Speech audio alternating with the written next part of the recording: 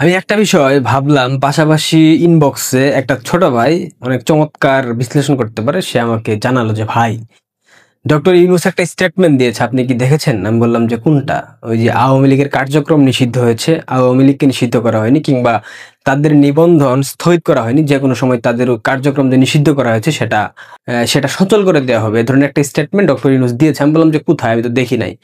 পরে দেখলাম, দেখার পরে ও কয়েকটা কথা বললো এবং আমি বিষয়গুলো ভাবলাম, ভেবে আমার মনে হলো যে ইউনূস একটা চমৎকার পরিকল্পনা সাজিয়েছে। আমার কাছে মনে হচ্ছে, আমি আপনাদের সাথে শেয়ার করার জন্য মূলত আসলাম। সেটা হলো, দেখেন, এই 1 বছরে বিএনপি যে অথর্ব, বিএনপি যে চুর ছেচ্চর এবং বাটপারদের একটা সংগঠন, এবং বিএনপির যে কোনো প্রকার নীতি আদর্শ নৈতিকতা নাই, এবং বিএনপির কোনো প্রকার দলীয় আদর্শ নাই, তাদের কোনো গঠনতন্ত্র নাই, তাদের কোনো কিচ্ছু নাই, একটা শূন্যের উপর ভাসমান দল, যেটা কিনা ক্যান্টনমেন্ট থেকে সৃষ্টি হয়েছিল জিয়াউর রহমানের মাধ্যমে।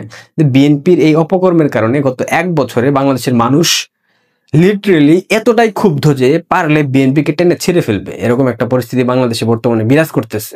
তো এমত অবস্থায় বিএনপি আসলে ডক্টর ইউনূসের জন্য কতটুকু প্রভাব রাখতে পারবে, কিংবা তাকে কতটুকু সেভ করতে পারবে, এটা নিয়ে ডক্টর ইউনূস যথেষ্ট সন্দিহান। সেই জায়গা থেকে তিনি হয়তো বা বিএনপিকে আর বিশ্বাস করতে পারছেন না। সেকেন্ড হলো জামাত। জামাত হচ্ছে একটা স্বার্থপর দল, তারা নিজেদের স্বার্থের বাইরে কোনো কিছু চিন্তা করতে পারে না। তারা এখনো বাংলাদেশে খেলাফত প্রতিষ্ঠা করতে চায়, তারা এখনো বাংলাদেশে ইসলামী শরিয়া আইন প্রতিষ্ঠিত করতে চায়। সো বাংলাদেশের প্রেক্ষাপটে দাঁড়িয়ে এরকম একটা প্রগতিশীল রাষ্ট্রে এই 4, 5, 6 বা 7 মিলিয়ন জনসংখ্যা, যারা সংখ্যালঘু সম্প্রদায়ের মতোই আর কি, এই ইসলামিস্ট, এই বাটপার ভণ্ড জঙ্গিদের কারণে, ধরেন বাংলাদেশে 5 মিলিয়ন বা 6 মিলিয়ন জঙ্গি আছে, যারা পিনাকি ইলিয়াসের সাবস্ক্রাইবার। এদের কারণে তো পুরো এত জনসংখ্যার একটা দেশকে আপনি তাদের উপর নির্ভরশীল হতে পারবেন না। সো জামাতের উপর ডক্টর ইউনূসের সেই বিশ্বাসটুকু নেই, এবং জামাত ডক্টর ইউনূসকে ব্যবহার করছে, ডক্টর ইউনূস জামাতকে ব্যবহার করে ক্ষমতার মধ্যে টিকে আছে। সো জামাতকে দিয়ে আসলে doctor Yunus end of the ডেতে গিয়ে কিছু একটা পাবে, সেটা বলা মুশকিল। এবং ডক্টর ইউনূস জামাতের লালন পালন কর্তা, তোষণ কর্তা, কিংবা আশ্রয় প্রশ্রয় দানকারী হিসাবে অলরেডি তিনি জঙ্গি খেতাবে ভূষিত হয়েছেন। তাকে সবাই তালেবান ডাকে, তিনি তার স্টেটমেন্টে এটাও বলেছেন, তাকে সবাই তালেবান হিসেবে চিহ্নিত করে, তালেবানদের প্রধান, এরকম একটা কথা তিনি বলেছেন। ইউনূস না জামায়াত না বিএনপি কাউকে বিশ্বাস করে না, কারণ ইউনূস নিজেকে এসে নিজে বিশ্বাস করেন, এটা হচ্ছে সবচেয়ে বড় সত্যি কথা। এবং এনসিপি, তার যে দল, এনসিপির মূলত বাংলাদেশের দ্য এন্ড, ওদের রাজনীতি শেষ হয়ে গেছে, ওরা আসলে কিছু করতে পারবে না। ফ্রিডম পার্টির মতো ভেঙে যাবে। বঙ্গবন্ধুকে 75 হত্যার পর যে ফ্রিডম পার্টি একদম জাঁকজমকপূর্ণভাবে গঠিত হয়েছিল, যারা বঙ্গবন্ধু হত্যার সাথে সম্পৃক্ত ছিল পরোক্ষ কিংবা প্রত্যক্ষভাবে, তাদের সরাসরি তত্ত্বাবধানে ফ্রিডম পার্টি হবার পরেও কয়েক বছর পর কিন্তু ফ্রিডম পার্টি একদম নিশ্চিহ্ন হয়ে গেছে, কিন্তু বাংলাদেশ আওয়ামী লীগ নিশ্চিহ্ন হয়নি। এই ধরনের ফ্রিডম পার্টি ভার্সন 2 এনসিপি, এটাও নিশ্চিহ্ন হয়ে যাবে। এটা আপনারা নির্দ্বিধায় মাথায় নিতে পারেন বা লিখে রাখতে পারেন আমার এই কথাটা। এনসিপির কাছ থেকে ইউনূস কিছু প্রত্যাশা করে না, যতটুকু পারে তাদেরকে দিতে পারলে দেবে, নাইলে নাই। কারণ তাদেরকে শো করে তো ডক্টর মোহাম্মদ ইউনূস ক্ষমতার মসনদে বসেছে, একটা কিঞ্চিত দায়বদ্ধতার জায়গা আসলে আছে। তার যে মহাপরিকল্পনা, সেটা হচ্ছে ধীরে ধীরে সে আওয়ামী লীগের প্রতি শিথিল হবে। ধীরে ধীরে যত নির্বাচনের সময় ঘনিয়ে আসবে, ততই ডক্টর মোহাম্মদ ইউনূস বিএনপির প্রতি কঠোর হবে।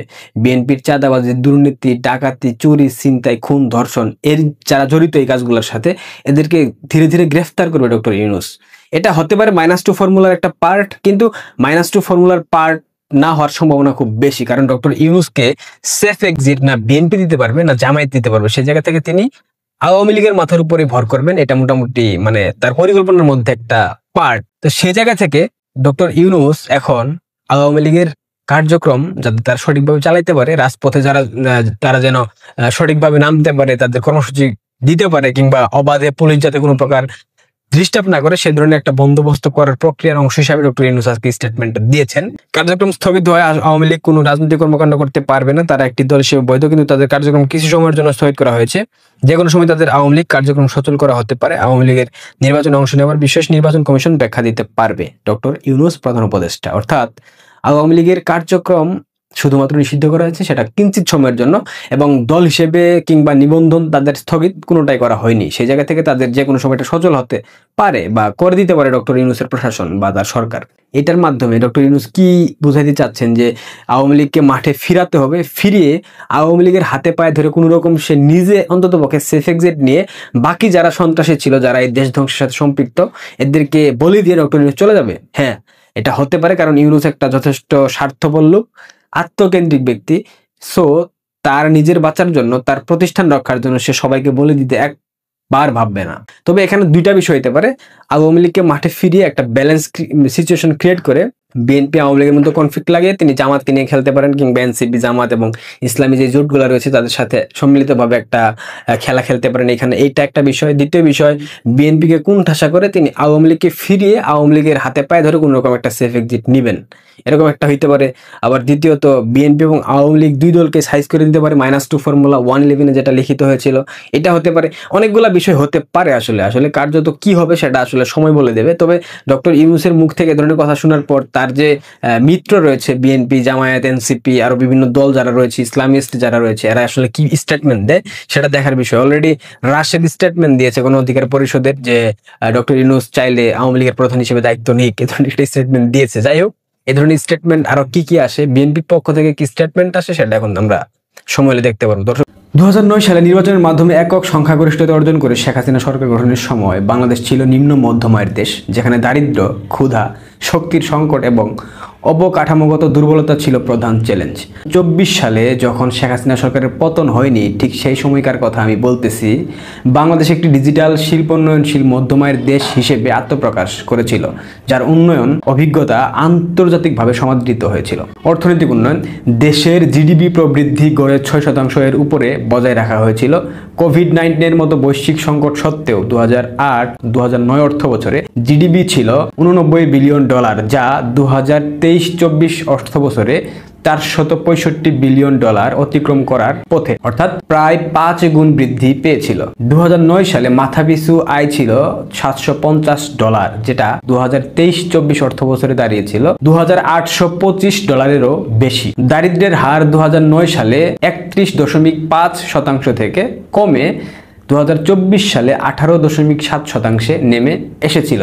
অতি দারিদ্র্যের হার 17.6% থেকে কমে 5.6% দাঁড়িয়েছে। বৈদেশিক মুদ্রার রিজার্ভ 2009 সালে $7.5 বিলিয়ন থেকে বেড়ে 2021 সালে সর্বোচ্চ $48 বিলিয়ন পৌঁছায়। 2009-10 অর্থ বছরের বাজেটের আকার ছিল $1,13,819 কোটি টাকা, যেটা 2024-25 অর্থ বছরে প্রস্তাবিত $7,97,000 কোটি টাকা, যা প্রায় 7 গুণ বৃদ্ধি নির্দেশ করে। মেগা প্রজেক্ট সমূহ, পদ্মা সেতু, জাতির স্বপ্নের বাস্তবায়ন, দেশের নিজস্ব অর্থায়নে নির্মিত বিশ্বের অন্যতম এই বহুমুখী সেতু দক্ষিণ পশ্চিমাঞ্চলের 21টি জেলাকে সরাসরি রাজধানীর সাথে যুক্ত করেছে।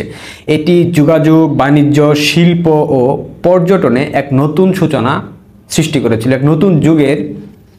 এটি যোগাযোগ, বাণিজ্য, শিল্প ও পর্যটনে এক নতুন যুগের সূচনা করেছে এবং জাতির আত্মবিশ্বাসকে চাঙ্গা করেছে। মেট্রো রেল, ঢাকার গণপরিবহনের রূপান্তর। বর্তমান মেট্রো রেলের প্রথম পর্যায়ে উত্তরা থেকে মতিঝিল চালু হয়েছে। এটি যানজট হ্রাস, সময় বাঁচানো এবং আধুনিক শহরের জীবনযাপন নিশ্চিত করেছে। টানেল নির্মাণ, কর্ণফুলী নদীর তলদেশে সুড়ঙ্গ পথ। দক্ষিণ এশিয়ার প্রথম নদীর তলদেশে এই সুড়ঙ্গ পথ চট্টগ্রাম শহরের যানজট নিরসন এবং বন্দর ও অর্থনৈতিক অঞ্চলের সাথে সংযোগকে গতিশীল করেছে। মাতারবাড়ি গভীর সমুদ্র বন্দর, দেশের প্রথম গভীর সমুদ্র বন্দর হিসেবে এর কাজ শুরু হয়েছে। এটি মূল বন্দরগুলোর চাপ কমাবে এবং বিশাল আকারের জাহাজ সরাসরি বাংলাদেশে নোঙর করতে সক্ষম হবে, যা রপ্তানি আমদানি আয় ব্যয়ে হ্রাস করবে। রূপপুর পারমাণবিক বিদ্যুৎ কেন্দ্র, দেশের প্রথম পারমাণবিক বিদ্যুৎ কেন্দ্র, যা 2400 মেগাওয়াট বিদ্যুৎ উৎপাদন করবে এবং দেশের শক্তি নিরাপত্তার একটা অন্যতম মাইল ফলক হবে, যেটা ইতিমধ্যে শেষের দিকে। ঢাকা মাওয়া এক্সপ্রেসওয়ে ও মাওয়া ভাঙা এক্সপ্রেসওয়ে রাজধানীকে দক্ষিণাঞ্চলের সাথে দ্রুতগতির সড়ক পথে যুক্ত করেছে এই দুইটা এক্সপ্রেসওয়ে। পাশাপাশি জেলা সদরগুলায় 4, 6 এবং 8 লেনের মহাসড়কের উন্নয়ন সারা দেশে সড়ক যোগাযোগের গুণগত মান বৃদ্ধি করেছিল তৎকালীন সরকার। শক্তি ও বিদ্যুৎ খাতের অভূতপূর্ব সাফল্য। বিদ্যুৎ উৎপাদন ক্ষমতা বৃদ্ধি, 2009 সালে দেশের বিদ্যুৎ উৎপাদন ক্ষমতা ছিল 4900 মেগাওয়াট, যা বর্তমানে 2024 সাল অবধি ছিল 26,000 মেগাওয়াটেরও বেশি। বিদ্যুতের সংযোগপ্রাপ্ত জনগোষ্ঠীর 47% থেকে বেড়ে 100% পৌঁছে গিয়েছিল। লোডশেডিং প্রায় শূন্যে নামিয়ে আনা হয়েছিল। ব্যাপক উৎপাদন ক্ষমতা বৃদ্ধির ফলে দেশ প্রায় লোডশেডিং বিদায় নিয়েছে দেশ থেকে, যা শিল্প ও অর্থনীতির চাকাকে যথেষ্ট গতিশীল করেছিল। এলএনজি টার্মিনাল স্থাপন, জ্বালানি নিরাপত্তা নিশ্চিত করতে মহেশখালীতে অ্যাক্সেলারেট এনার্জি এবং পায়রা এলএনজি টার্মিনাল স্থাপন করা হয়েছে। ডিজিটাল বাংলাদেশ বিশ্ব দরবারে এক অনন্য উদাহরণ। সরকারি সেবা ডিজিটালকরণ, আমার ঘর আমার দপ্তর নীতির মাধ্যমে জন্ম নিবন্ধন থেকে শুরু করে সরকারি সেবা অনলাইনে চালু হয়েছিল। মোবাইল ফাইন্যান্সিয়াল সার্ভিসেস, বিকাশ, রকেট, নগদ ইত্যাদির মাধ্যমে আর্থিক অন্তর্ভুক্তি ঘটেছে। দেশের প্রায় এভরি হাউসহোল্ডে এখন ডিজিটাল লেনদেনের সুবিধা পৌঁছে গিয়েছে। ই গভর্নেন্স ও ইউনিয়ন ডিজিটাল সেন্টার ইউডিসি, দেশের এভরি ইউনিয়নে ইউডিসি স্থাপনের মাধ্যমে দরিদ্র সুবিধাবঞ্চিত মানুষ সাশ্রয়ী মূল্যে ইন্টারনেট ও ডিজিটাল সেবা পাচ্ছে, যেটা শেখ হাসিনার অবদান। তথ্য ও যোগাযোগ প্রযুক্তি, আইসিটি খাতের বিকাশ, সফটওয়্যার ও ডিজিটাল সার্ভিসেস রপ্তানিতে বাংলাদেশ এখন বিশ্ব মানচিত্রে একটা ভালো জায়গায় অবস্থান করছে। সামাজিক উন্নয়ন ও মানব সম্পদ সূচক বৃদ্ধি, শিক্ষা খাত, প্রাথমিক ও মাধ্যমিক স্তরে শতভাগ ভর্তি নিশ্চিতকরণ, বছরের প্রথম দিনে বিনামূল্যে পাঠ্যপুস্তক বিতরণ, যা একটি বিশ্ব রেকর্ড বলা চলে, মিড ডে মিল চালু, শিক্ষার্থীদের উপবৃত্তির পরিমাণ বৃদ্ধি করা, নতুন সরকারি প্রাথমিক বিদ্যালয় মহাবিদ্যালয় স্থাপন এবং শিক্ষা প্রতিষ্ঠানের অবকাঠামোর মান যথেষ্ট গুণগত উন্নয়ন, স্বাস্থ্য খাত, শিশু ও মাতৃমৃত্যুর হার উল্লেখযোগ্য হারে হ্রাস পাওয়া, কমিউনিটি ক্লিনিকের সংখ্যা বৃদ্ধি ও শক্তিশালীকরণের মাধ্যমে গ্রামীণ জনগোষ্ঠীর দোরগোড়ায় স্বাস্থ্যসেবা পৌঁছে দেয়া, দেশে প্রথমবারের মতো হৃদরোগ, কিডনি, ক্যান্সার ইত্যাদি জটিল রোগের জন্য বিশেষায়িত হাসপাতাল ও ইনস্টিটিউট স্থাপন এবং এটার উন্নয়ন, কোভিড-19 মহামারী মোকাবেলায় সময়োপযোগী ও সফল পদক্ষেপ, বিনামূল্যে টিকা বিতরণ, মহিলা এবং শিশু উন্নয়ন, নারীর ক্ষমতায়নে বাংলাদেশ দক্ষিণ এশিয়ার রোল মডেল, প্রধানমন্ত্রী, স্পিকার, বিরোধী দলীয় নেত্রী, সংসদ সদস্য, প্রশাসন, army, police, everywhere women are in leadership positions, নারী শিক্ষার প্রসার, শ্রমবাজারে নারীর অংশগ্রহণ বৃদ্ধি, বাল্যবিবাহ রোধ, নারীর প্রতি সহিংসতা প্রতিরোধে কঠোর আইন ও সচেতনতামূলক কর্মসূচি গ্রহণ, একাধিক কর্মসূচি গ্রহণ করা হয়েছে। খাদ্য নিরাপত্তা, ধান, গম, সবজি সহ নিত্য প্রয়োজনীয় খাদ্যশস্য উৎপাদনে বাংলাদেশ এখন স্বয়ংসম্পূর্ণ। চাল উৎপাদনে বাংলাদেশ বিশ্বে তৃতীয়। কৃষি, পানি সম্পদ ও জলবায়ু অভিযোজন, কৃষি যান্ত্রিকীকরণ, কৃষকদের ভর্তুকির মাধ্যমে কম্বাইন্ড হারভেস্টার, পাওয়ার টিলার সহ একাধিক এগ্রিকালচারাল মেশিনারিজ সরবরাহ করা হয়েছে। বাংলাদেশ ধান গবেষণা ইনস্টিটিউট ও বাংলাদেশ কৃষি গবেষণা ইনস্টিটিউটের মাধ্যমে উচ্চ ফলনশীল ও প্রতিকূলতা সহিষ্ণু ফসলের জাত উদ্ভাবন করা হয়েছে। নদী খনন ও বন্যা নিয়ন্ত্রণ, নদী খনন ও বাঁধ নির্মাণের মাধ্যমে কৃষিজমি রক্ষা ও সেচ সুবিধা। জলবায়ু পরিবর্তন মোকাবেলায় অগ্রণী ভূমিকা, বিশ্বের জলবায়ু পরিবর্তনের ঝুঁকিতে থাকা দেশগুলোর নেতা হিসেবে শেখ হাসিনা আন্তর্জাতিক অঙ্গনে অনেক সক্রিয় ছিলেন। দেশের অভ্যন্তর উপকূলীয় অঞ্চলে সাইক্লোন সেন্টার, বন্যা নিয়ন্ত্রণ বাঁধ, সবুজ বেল্ট নির্মাণ কর্মসূচি বাস্তবায়ন, বৈদেশিক সম্পর্ক ও কূটনৈতিক সাফল্য, আন্তর্জাতিক স্বীকৃতি, শেখ হাসিনার উন্নয়ন মডেল বিশ্বব্যাপী প্রশংসিত। তিনি আন্তর্জাতিক শান্তি পুরস্কার, Aga Khan award for architecture, for the refugee management সহ একাধিক পুরস্কারে ভূষিত হয়েছেন।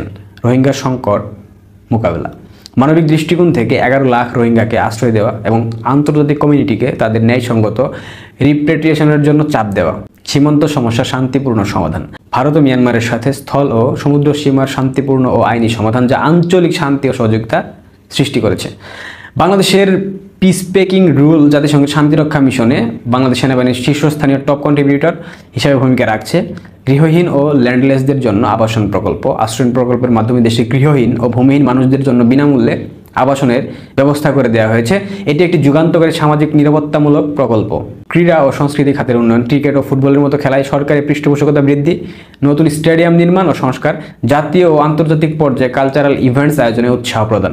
একটি সমৃদ্ধির পথে অগ্রযাত্রা 2009 থেকে 2024 সাল পর্যন্ত রাষ্ট্রনায়ক শেখ হাসিনার দূরদর্শী নেতৃত্ব, বলিষ্ঠ নীতি নির্ধারণ এবং বাস্তবসম্মত পরিকল্পনার ফলে বাংলাদেশ অর্থনৈতিক, সামাজিক, অবকাঠামোগত প্রায় প্রতিটি সূচকে ঈর্ষণীয় সাফল্য অর্জন করেছে। পদ্মা সেতু, মেট্রো রেল, পারমাণবিক বিদ্যুৎ কেন্দ্রের মতো মেগা প্রকল্পগুলো দেশের সক্ষমতার লিভিং প্রুফ। ডিজিটাল বাংলাদেশ আজ বাস্তবে রূপ নিয়েছে। বাংলাদেশ এখন উন্নয়নের বিস্ময় হিসেবে আত্মপ্রকাশ করে স্মার্ট বাংলাদেশ 2041-এর দিকে এগিয়ে চলছিল, যার ভিত্তি রচিত হয়েছে এই 15 বছরের টেকসই ও অন্তর্ভুক্তিমূলক উন্নয়নের কারণে। কিন্তু আমাদের শান্তির রাজা, শান্তির দূত, সুদখোর মহাজন সব শেষ করে দিয়েছে।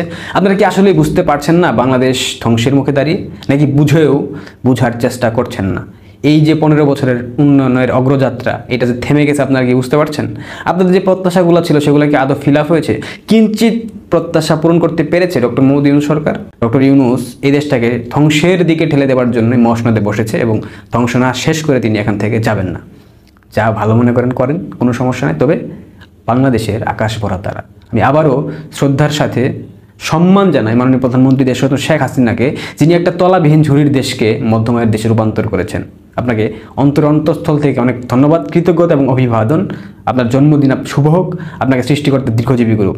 এই বাংলাদেশ থেকে জঞ্জাল মুছতে হলে অবশ্যই আপনাকে আরও একবার প্রয়োজন আছে। ভালো থাকবে।